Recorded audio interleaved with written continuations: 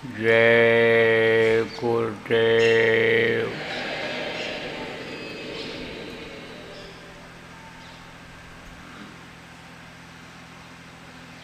सर्वसमर्थ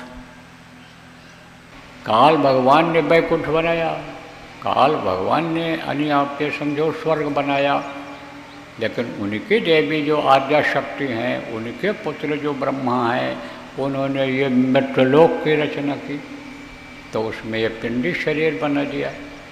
ये शरीर जो हमको आपको मिला है, तो अब आप ये समझो कि ये मन जो है वहाँ तक साथ नहीं छोड़ता है।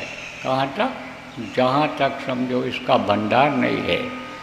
तो मन जब तक ऊपर जाएगा नहीं, कमज़ोर पड़ेगा नहीं, तब तक आप जा नहीं सकते हो, अपने घर अपने मालिक के पास नहीं पहुँच सकते हो। तो ये कब संभव होगा कि जब साधना करोगे तब मन रुकेगा। देखो 2 घंटा के लगभग बैठाया, 2 घंटा के, तो कुछ ही लोग बैठ पाए। मैं थोड़ी देर के लिए यहाँ कुछ देर बैठा था, थोड़ी देर के लिए मैं उठकर चला गया था, क्योंकि हमको अभी जाना भी है, काम भी हमारे जिम्मे ज़्यादा रहता है, तो हम थोड़ी देर ही बैठ पाते हैं। तो हम थोड़ा बैठे, 1 घंटा के लगभग बैठे और उसके बाद उठकर चले गए। लौट के जब आए देखे तो थोड़े ही लोग बैठे थे जो भजन बराबर करते हैं, बाकी सब कुछ तो दौड़ के वहाँ पहुँच गए। पहले हम पहुँच जाएं, अपनी बात कह लें। देखो हम किसी का कुछ सुनने वाले नहीं हैं और हमसे न कोई कुछ कहना। अब ये बात समझ लो, रट लो, याद कर लो, और न कहने से आपको कोई फ़ायदा होने वाला है। अभी तक आप आते रहे, देखते रहे, हम आपको देख लेते थे, तो देखेंगे तो आपको, और नाराज़ कर दोगे तो हम देखेंगे भी नहीं आपकी तरफ। अगर बात को नहीं मानोगे, रट लो, याद कर लो, आप सीकर के लोग। यहाँ अनुशासन नहीं हम देख रहे हैं, अनुशासनहीनता करते हो, और अनुशासनहीनता करते हो तो नाराज़गी हो जाएगी, तो देखेंगे भी नहीं। और ये भी बता देते हैं फिर आएंगे भी नहीं, तो दौड़ाएंगे अगर गरज होगी जिसको, जहाँ रहेंगे वहाँ आना पड़ेगा। इसलिए जो जिम्मेदार लोग हो, आज हम सबके सामने ये बात कह रहे हैं, और इस बात को अगर ये लाइव कर रहे होंगे तो सब सुन रहे होंगे, और सबके लिए ये बात हो जाएगी। कोई हर्ज नहीं है हमको कहने में, सबके लिए ये बात हो जाएगी। तो कुछ लोग तो वहीं पहुंच गए, भगाना पड़ा वहाँ, चलो भजन में चलो। क्या भजन करोगे? क्यों प्रार्थना फिर इसको दोहराते हो, बोलते हो भजन है, भजन बिना बेकार, जीवन बिना भजन के बेकार है। क्यों बोलते हो ऐसा? जीवन है बेकार, भजन बिन दुनिया में। क्यों बोलते हो? क्यों करते हो प्रार्थना? क्यों आए हो संत मत में? इसीलिए आए हो कि उसी तरह से घूमो टहलो, उसी तरह से मौज मस्ती लो। मार पड़ेगी जब कुदरत की, तब पता चलेगा। तो समझो, देखो प्रेमियों, सीधी साधी बात समझो। अब आप ये तो बात मैं गुस्से में बोल गया, इसलिए बोल गया कि कभी कभी कोई कोई बातें आदमी को लग जाती हैं और उसको पकड़ लेता है। तो लगने वाली ये बात है, लगी होगी, और नहीं लगी होगी जिसको, उसको कहते हैं ये निर्लज्ज है। कोई लज्जा नहीं, इसको कुछ नहीं सुनता है, तरह तरह से इसको लोग कहते हैं। देखो गोस्वामी जी महाराज महात्मा कैसे बने? वो तो कामुक बहुत थे, बहुत यानी समझो उनको काम सता रहा था, और काम में ही, मोह में ही, माया के चक्कर में ही देखो मोर्दा पकड़ करके नदी पार करके बरसात के महीने में, और ससुराल अपने पहुंच गए थे रात को। आप लोग जानते हो, जो पढ़े लिखे हो, पढ़ी लिखी बच्चियां ये सब जानती हैं। तो अब आप ये समझो, लेकिन जब वो पहुँचे, उनकी औरत ने जब डांटा कि अस्तचरम मम देह में तामे ऐसी प्रीत, ये नासमान शरीर, ये देखो अभी सड़न गलन पैदा होने वाले शरीर से तुमको इतना प्रेम है, और तुम रात को चले आए 12 बजे, चुपचाप मेरे कमरे में घुस गए। कैसे कैसे तुम पार किए होगे? नदी पार करके आना था, बरसात में नदी में पानी बढ़ा हुआ है। अगर तुमको इस तरह से प्रेम उस प्रभु से हो जाता भगवान जिनको कहते हैं उनसे हो जाता तो उनका दर्शन मिल जाता तो उनको भगवान मिल जाते। बस यही बात लग गई उनको और इसी बात को उन्होंने पकड़ लिया और फिर उन्होंने समर्थ गुरु की तलाश किया। और जब उनकी इच्छा हुई है कि हमको रास्ता मिल जाए, समर्थ गुरु हमको मिल जाएं, तो मिल गए। और फिर जब यही उन्होंने लक्ष्य बना लिया, उद्देश्य बना लिया कि इसी जीवन में भगवान को पाना है, इसी जीवन में प्रभु के पास पहुंचना है, अब हमको जन्मना मरना नहीं है, तो जवानी में ही भगवान की प्राप्ति कर लिया था गोस्वामी जी महाराज ने। और जो उन्होंने देखा राम का चरितमानस में, अंदर में जो चरित्र हो रहा उस राम का, कि जिसने सारी सृष्टि को बनाया, कितने राम कितने कृष्ण कितने देवी कितने देवता को बना दिया, उस राम का जब दर्शन उनको हुआ तो उसकी महिमा उसकी लीला को उन्होंने लिख दिया और जिसको पढ़ कर के आज भी लोग फायदा उठा रहे हैं। तो बात कोई न कोई लग जाती है, इसलिए अब लगने वाली ये बात बोल दिया हूँ। और अगर ये बात आपको न लगे और आप न करने लगो तो आपके लिए क्या कहा जाए? आपके लिए तो कहा जाए मूर्ख हृदय नचेत जो गुर मिले विरंच सम। कहते हैं ये तो मूर्ख है, एक तो कुछ जानता नहीं है और कुछ कहो तो मानता नहीं है, तो अब इससे कौन बात करेगी, छोड़ो इसको। देखो प्रेमियों,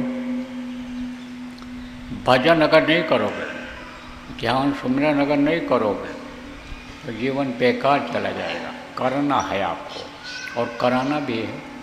अब जैसे कोई बैल होता है, बछड़ा होता है और उससे आपको जुताई करना है, तो जब जुताई शुरू करते हो, आप लोग किसान हो जानते हो, तो वो सीधे सीधे बैलों की तरह नहीं चलता है, इधर उधर भागता है। जब कोई बाइक चलाने के लिए पहली बार बैठता है तब ऐसे ऐसे ऐसे ऐसे ही हैंडल हिलती है। जब कोई गाड़ी चलाने के लिए पहली बार बैठता है तब वो ठीक से उसको सेट नहीं कर पाता, साध नहीं पाता है। तब कहते हो बैल को साध रहे हैं, गाड़ी को साध रहे हैं। ये साध भाषा ये क्या है? यह साधारण भाषा आपके गांव की भाषा है, लेकिन सबको समझने वाली भाषा है। तो ऐसे मन को साधना पड़ता है, शरीर को साधना पड़ता है। अब एक दिन बैल को ले गए जुताई के लिए, अब 4 दिन न ले जाओगे तो जब उसके बाद ले जाओगे तब वो रुकेगा, फिर वो तो और तेज भगेगा। पहले दिन जाएगा कंधा गर्म हो जाएगा उसका, और दूसरे दिन तीसरे दिन अगर आदत नहीं डाला तब तो वो और तेज भगेगा। एक दिन गाड़ी चलाना सीखा, 10 दिन नहीं सीखा, तो ले जाओगे सीख पाओगे? और रोज़ प्रैक्टिस करना पड़ता है और रोज़ सीखना पड़ता है। इसी तरह से शरीर को रोज़ साधना पड़ता है, मन को रोज़ साधना पड़ता है। तो जब साधोगे तब तो ये रुकेगा, तब तो आँख बंद रहेगी, नहीं तो फट से आँख खुल जाएगी, कान भी यानी खुल जाएगा। कहाँ से आवाज़ आई, किसकी आवाज़ आई, कौन बोल रहा है। और नहीं तो जब सध जाएगा तब तो कोई बैठा बात करता रहे, कुछ नहीं पता है, कुछ भी हो खटपट कुछ नहीं पता है, कोई भी आवे जाए कुछ नहीं पता है। और नहीं सधता है तो सब चीज़ों का असर पड़ता है, बाधा पड़ती है हर चीज़ों की। तो साधना पड़ता है, साधना करना पड़ता है, शरीर को बैठाना पड़ता है। और जब तक बैठो आँख न खोलो, जब तक कान में उंगली लगाओ कान न खोलो। जब आवाज़ लग जाए सामूहिक रूप में करते हो कि अब आँख खोल दो कान खोल दो, तब खोलो, तब ये शरीर सधेगा, तब ये मन सधेगा। जब बराबर बैठोगे तब सधेगा। अब इतने दिन के बाद वही आए जब, तब हम समझ गए कि ये कभी न बैठते हैं न सत्संगों में, साप्ताहिक सत्संगों में जाते हैं, इनकी आदत नहीं है, बैठ नहीं पा रहे हैं, या चलते ही रहते, इनका शरीर भी चलता रहता है और मन भी चलता रहता है इनका। तो मन और शरीर तभी सधेगा कि जब लगातार बैठोगे। तो भाई हमारा काम क्या है? जो गुरु महाराज का काम था, गुरु महाराज हमको काम दे करके गए, सौंप करके, तो हम तो अपनी जिम्मेदारी निभाते हैं। हमको तो फिक्र है आपकी। किसकी फिक्र है? आपके जीवात्मा की फिक्र है। और जीवात्मा आपका इस शरीर के अंदर में है, तो इस शरीर की भी फिक्र है कि आप रोग से बचे रहो, आप तकलीफ़ों से बचे रहो, परेशानियों से बचे रहो। तो आपसे भी प्रेम है, शरीर से भी प्रेम है, लेकिन शरीर से उतना प्रेम नहीं है कि जितना प्रेम कोई अपने माता पिता, पति पत्नी से, बच्चों से, शरीर से करता है, उतना प्रेम नहीं है। यह भी जान लो, उतना प्रेम नहीं है। बताता तो हूँ सबको जो हमारी समझ में आता है, तो अब तो अलग अलग बताने का समय निकल गया, क्योंकि संख्या बहुत बढ़ गई, उम्र हमारी बढ़ गई, उम्र के हिसाब से शरीर कमज़ोर हो गया।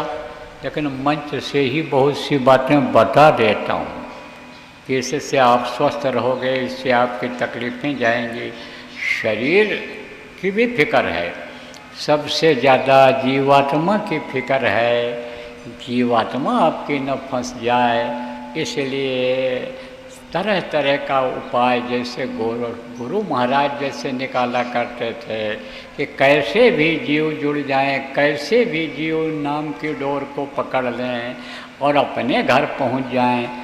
उसी तरह से प्रेमियों, बच्चों और बच्चियों, मेरी भी सोच रहती है।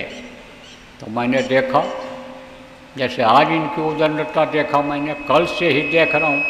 कल भी मैं शाम को आया तो बैठाया, कल भी बहुत कम लोग बैठे, बाकी सब इधर उधर। बच्चे हो कोई, बच्चों की तरह से इधर उधर कूदने लग गए। तब समझो आप, इसी तरह से जब मैंने देखा कि यह भूल में है, भ्रम में है, यह भटकाव में है, यह निश्चिंत है कि गुरु महाराज ने हमको नामदान दिया है, या गुरु महाराज ने जिनको सौंपा है हमको, वो हमको पार ही करेंगे।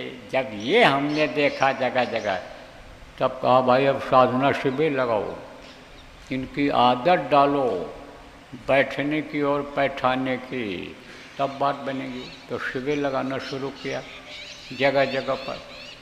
तो पहले 2 घंटे की, 2 घंटे के लिए कहा कि 2 घंटे तक साप्ताहिक सत्संग में सबको बैठाओ। लेकिन 2 घंटे में यह मन नहीं जल्दी रुकता है। अन्य युगों में बहुत जल्दी रुक जाता था। सतयुग में तो इधर से ध्यान हटाया, उधर लगा दिया, बस लग गया। त्रेता आया तो कमी हुई, द्वापर आया तो कमी हुई। लेकिन कलयुग में भी आप ये समझो कि इतना चंचल नहीं था। 10 मिनट 15 मिनट में ही रुक जाता था, आधा घंटा में ही मन रुक जाता था। अब तो 1.5 घंटा 2 घंटा में भी जल्दी नहीं रुकता है। तो हमने कहा भाई, एक तो देर से लोग आते हैं और फिर कोई आया बैठा चुपचाप निकल गया, जल्दी उसको काम की फिक्र रहती है, तो इससे काम नहीं चलेगा। तो हमने कहा लगातार अब बैठाना पड़ेगा। तो 5 दिन की साधना शिविर लगवाई, फिर 3 दिन का लगवाया, 9 दिन का भी वहाँ चलाया आपके समझो आश्रम पर उज्जैन में। और फिर उसके बाद जब हमने देखा कि एक जगह पर इकट्ठा होकर के 5-5 दिन लोग नहीं पहुंच पाते, नहीं बैठ पाते हैं, तब 24 घंटे का जगह जगह लगवा दिया। 24 घंटे में जब आने लगाया तब लोग बैठने लग गए। देखा देखी भी होता है कि ये उठ गए तो हम कैसे इतना जल्दी उठ जाएँ।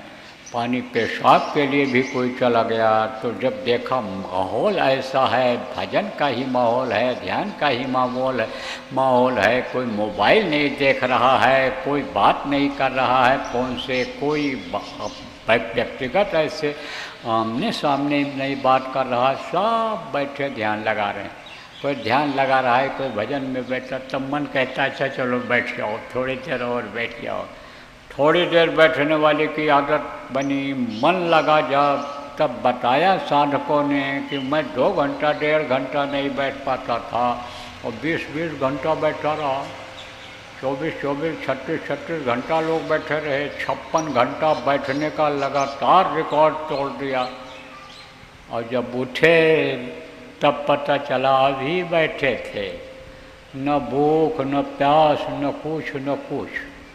आप पे समझ लो, महसूस नहीं हुआ जब उठे तब, तो आदत बन गई, फ़ायदा बहुत हुआ है। और अगर आप लोग भी फ़ायदा चाहते हो तो साधना शिविर जगह जगह लगवा दो। जहाँ ज़्यादा संख्या है गाँव की वहाँ लगा लो अपने आप, साधना शिविर लगा लो। कब लगेगा? मुहूर्त होता है साधना शिविर का, उसका नाम भी रखा गया है साधना शिविर का, उससे लोगों को फायदा भी हुआ है। दुख निवारण साधना शिविर, मन को रोकने का साधना शिविर, और आप ये समझो पिंडी साधना शिविर, अंडी साधना शिविर, ब्रह्मांडी साधना शिविर, ये उसका नाम भी रखा गया है। अब सब लोग तो इसको नहीं समझे होंगे, कभी समझा दिया जाएगा इसको। अभी वहाँ कार्यक्रम होने जा रहा है, कहाँ? झुंझुनू में। झुंझुनू कोई ज़्यादा दूर नहीं है, आपके ज़िले का बॉर्डर समझ लो है, वहाँ आप पहुँच सकते हो। वहाँ कई समय तक सत्संग चलेगा, यहाँ कोई सत्संग थोड़ा था। यहाँ तो इन्होंने कहा था आ जाइए, ज़्यादा दिन हो गया आश्रम पर नहीं आए हैं, देख लीजिए क्या यहाँ बिगड़ा क्या बना। तो मैं चला आया यहाँ, रात को रुक गया, समय था मेरे पास। वहाँ सत्संग घोषित है, वहाँ सत्संग होगा, उसमें बहुत सारी बातें ये जो बताने लायक हैं ये बता दी जाएंगी। और आगे कैसे साधना शिविर लगेगी ये भी बताया जाएगा, उसका क्या नाम रखा जाएगा, उससे क्या तकलीफ़ दूर होगी, उससे क्या फ़ायदा होगा, यह भी बताया जाएगा। तो उसको तो आप सुन लेना, जो लोग जाओगे अपने कान से सुनोगे, जो समझदार लोग हो आओगे इनको बताओगे, लेकिन जो नहीं जा पाओगे उनके लिए बता देता हूँ कि वो लोग यहाँ आ जाना, और व्यवस्था बनाने वाले आप यहाँ व्यवस्था बना दो, और 3 दिन का साधना शिविर लगा दो, 3 दिन का लगातार 72 घंटे का, 72 घंटे तक अखंड साधना शिविर चले। कुछ लोग बैठे ही रहें रात दिन तक, स्त्री पुरुष सब बैठे ही रहें, कुछ न कुछ लोग। अब यह है कि शहर की जो बच्चियां हो, आप लोग दिन में आओ करो, शाम को चली जाओ, और रात को पुरुष लोग आ जाएं, दिन में काम करें, रात को पुरुष आ जाएं। जो किसान लोग हो, गांव के लोग हो, आसपास के हो, जिला के हो, कहो भाई हम वहीं चल कर के साधना करेंगे, तो आप लोग दिन में आ जाओ, रात में भी रहो। यहाँ व्यवस्था बना दो, आप लोग जो जिम्मेदार हो आश्रम के, कि यहीं पढ़ जाया करें, एक तरफ उधर पढ़ जाएं। कोई उस समय पर मोबाइल न देखें, उस समय पर कोई और कोई बात न करें, साधना करें, और हल्का फुल्का बनवा दो, कुछ खिचड़ी रोटी बाटी कुछ बनवा दो जो जल्दी हजम हो जाए। चिकना चोपड़ा जल्दी बैठने पर हजम नहीं होता है तो उसको बनवा दो, जब भूख लगे तो खा लें। और बाकी ये साधना की जगह बहुत है आपकी, यहाँ साधना करें, लगातार ज़्यादा से ज़्यादा समय तक बैठने की कोशिश करो।